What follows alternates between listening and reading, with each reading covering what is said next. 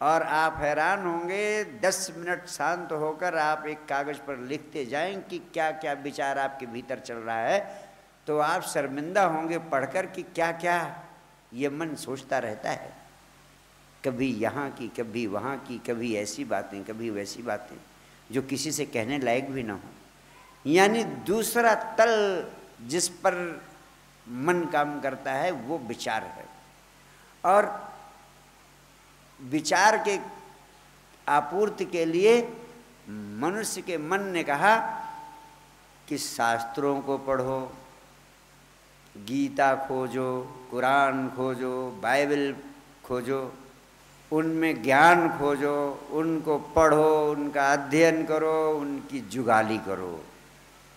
इधर की बात उधर, उधर का तर्क इधर, ये बुद्धि का गुणागणित उसमें उलझ जाओ।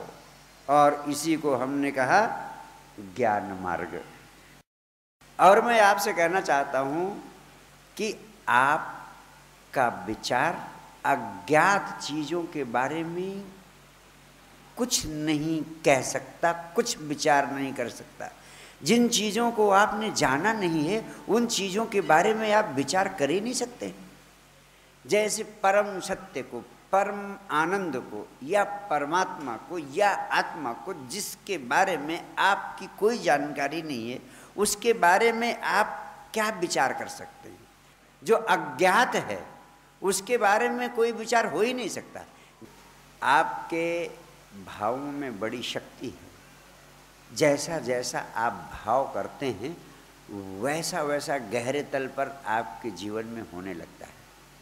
आपने कभी सुना होगा साइंस ऑफ हिप्नोटिज्म के बारे में, सम्मोहन की अवस्था के बारे में। यानी आपको शांत कर दिया जाए और उस शांत अवस्था में आपको जो सुझाव दिए जाएं लगातार लगातार, जो आपका अवचेतन मन पकड़ता जाए, उसको आपका भीतरी हिस्सा पूरी तरह आत्मसात कर लेता है और वैसा वैसा ही घटने लगता है। अभी अमेरिका में एक अद्भुत घटना घटी। हिप्नोटिज्म पर कोई बुक, सम्मोहन शास्त्र पर कोई पुस्तक किसी विश्वविद्यालय के छात्रावास में लड़कों ने पढ़ी और उन्होंने कहा चलो आज कमरा बंद करके प्रयोग करते हैं। 4 लड़के बैठ गए, एक कमरे में एक बच्चे को बिस्तर पर लिटा दिया और उसको चारों मिल करके संदेश देने लगे, अब तुम बेहोश होते जा रहे हो, अब तुम बेहोश होते जा रहे हो, अब तुम बेहोश होते जा रहे हो। कहते हैं उसको 2-2.5 घंटे तक बिस्तर पर लिटाकर आँख बंद करके ये सुझाव दिया जाता रहा कि अब तुम बेहोश हो गए हो, अब तुम बेहोश हो गए हो। और किसी ने मजाक में कहा अरे तुम तो एकदम बेहोश हो गए हो। और फिर कहते हैं कि उसी दौरान किसी दूसरे विद्यार्थी ने मजाक में ही कहा कि अब तक तो तुम बेहोश हुए थे, अब तो तू मर ही गया है, अब तो तू जिंदा ही नहीं है। और कहते हैं कि फिर वो लड़का वापस नहीं लौटा, मर ही गया। इतनी आपके भाव में शक्ति है। इसीलिए कहते हैं जैसी जैसी भावना करो वैसा वैसा होने लगता है। आपके भावों में बड़ी शक्ति है। जैसा जैसा आप भाव करते हैं वैसा वैसा गहरे तल पर आपके जीवन में होने लगता है। तो जो विचारों में उलझ जाता है उसको, उसकी काम करने की ऊर्जा विचारों में लग जाती है। जो काम ज़्यादा करता है उसकी विचार करने की ऊर्जा काम में लग जाती है। इसलिए ज़्यादा काम करने वाला आदमी विचार कम करता है। जैसे मजदूर है वो विचार कम करेगा, काम ज़्यादा करेगा। और ज़्यादा विचार करने वाला आदमी टेबल पर बैठकर जो काम करता है वो कर्म कम करता है लेकिन विचार ज़्यादा करता है। पढ़ेगा, पढ़ाएगा, तर्क करेगा। और मैं आपसे कहना चाहता हूँ कि आपका विचार अज्ञात चीज़ों के बारे में कुछ नहीं कह सकता, कुछ विचार नहीं कर सकता। जिन चीज़ों को आपने जाना नहीं है उन चीज़ों के बारे में आप विचार कर ही नहीं सकते। जैसे परम सत्य को, परम आनंद को, या परमात्मा को, या आत्मा को, जिसके बारे में आपकी कोई जानकारी नहीं है, उसके बारे में आप क्या विचार कर सकते हैं? जो अज्ञात है उसके बारे में कोई विचार हो ही नहीं सकता। जैसे मैं कहूँ दुनिया के किसी कोने में अंटारा एक जगह है, अंटारा, अंटारा के बारे में आपको कुछ पता नहीं है। किसी को पता है?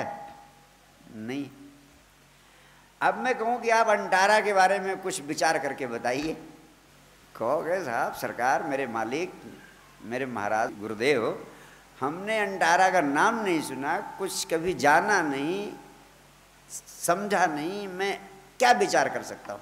अंटारा के बारे में कोई कुछ विचार नहीं कर सकता है, क्योंकि कोई जानकारी नहीं, अज्ञात। ऐसे परमात्मा तो अज्ञात है, इस अस्तित्व की अनंत ऊर्जा अज्ञात है, जिसके बारे में हमें कुछ पता नहीं है, और उसका फिर हम विचार कैसे कर सकते हैं? नहीं कर सकते हैं, संभव ही नहीं है। जो अज्ञात है, जिससे हम परिचित नहीं हैं, जिसके बारे में हमारी कोई जानकारी नहीं है, उसके बारे में हम कोई विचार नहीं कर सकते हैं। लेकिन ये तथाकथित ज्ञानी लोग हैं, तथाकथित संत महात्मा हैं, ये खूब विचार करते हैं आत्मा के बारे में, परमात्मा के बारे में, तमाम ज्ञान की बातें कहते हैं। मैं इसीलिए आप लोगों से आत्मा परमात्मा की बातें नहीं कर पाता हूँ, क्योंकि आप जानते नहीं हैं, और अगर मुझे कुछ स्वाद लगा है तो उसको मैं शब्दों से कह भी नहीं सकता हूँ। इसलिए जिसको जिसको भी पता लगा उसके बारे में, वो चुप हो गया, मौन हो गया।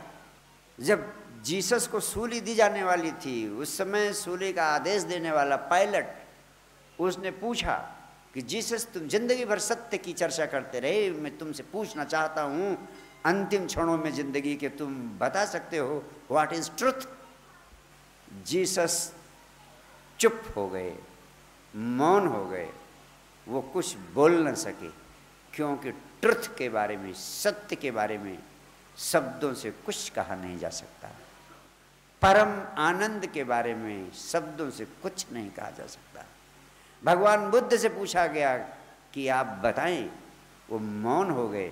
उन्होंने कहा अनुभव तो मैंने कर लिया, लेकिन कह नहीं सकता, व्यक्त नहीं कर सकता, क्योंकि शब्द उस अनुभव को व्यक्त करने के लिए पर्याप्त नहीं। तो ज्ञान का मार्ग, विचार का मार्ग, मन के केंद्र से पैदा हुई मांग को पूरा करने के कारण पैदा हुआ, इसलिए दिखता तो है कि मार्ग है, लेकिन मार्ग है नहीं, पहुंचाएगा नहीं कहीं आपको। कोई भी विचार मौलिक नहीं होता है, कोई भी विचार ओरिजिनल नहीं होता है। आप गंभीरता से सोचें, आप कहते तो हैं कि ये मेरा ओरिजिनल आइडिया है, लेकिन कोई आइडिया आपका ओरिजिनल हो ही नहीं सकता। कारण है उसका कि कोई भी विचार होगा वो शब्दों से व्यक्त होगा, शब्दों के अलावा विचार को व्यक्त करने का कोई माध्यम नहीं। और शब्द जितने हैं वो सब बासी हैं, उधार हैं, पहले से बने बनाए हैं। उन शब्दों को अर्थ दिया जा चुका है पहले से, शब्दों का अर्थ पहले से ज्ञात है, लिखा जा चुका है, वो आप प्रयोग करते हैं, वो उधार का है, वो बासी है। उस शब्द को प्रयोग करेंगे तो उस शब्द से जुड़े हुए अर्थ का विचार अपने आप उसके साथ आ जाएगा। वो आपका ओरिजिनल विचार कैसे हो सकता है? क्योंकि वो शब्द के अर्थ से जुड़ा हुआ है। ज़्यादा से ज़्यादा आप 10-5 विचारों को तोड़कर न्याय योग बना सकते हैं, लेकिन वो न्याय योग भी सिर्फ जोड़ ही तो है, उसमें नयापन कुछ नहीं, उसमें मौलिकता कुछ नहीं, और इसलिए उसके द्वारा कहीं पहुंचा नहीं जा सकता है। इसलिए ज्ञान योग भी व्यर्थ है, किसी काम का नहीं। बल्कि मैं तो कहता हूँ, वैज्ञानिकों का अनुभव कहता है कि विचार ही सबसे बड़ी बाधा है उस सत्य को, आनंद को अनुभव करने की दिशा में। मनुष्य के मन का तीसरा तल क्या है? तीसरा तल गहनतम है, सबसे गहरा है। तीसरा तल अति सूक्ष्म है, वह है भाव का तल, जो भावना से संबंधित है। लेकिन भावना भी मन की ही तो क्रिया है। आप प्रेम का भाव करते हैं, आप क्रोध का भाव करते हैं, आप ईर्ष्या का भाव करते हैं, ये भाव भी आपके मन की ही कल्पना है, मन की ही उड़ान है, मन के ही जालों का उपद्रव है। लेकिन कुछ जगह मैं पढ़ रहा था, जब स्त्री बच्चा देती है उस समय स्त्री के पति के पेट में भी बहुत पीड़ा होती है।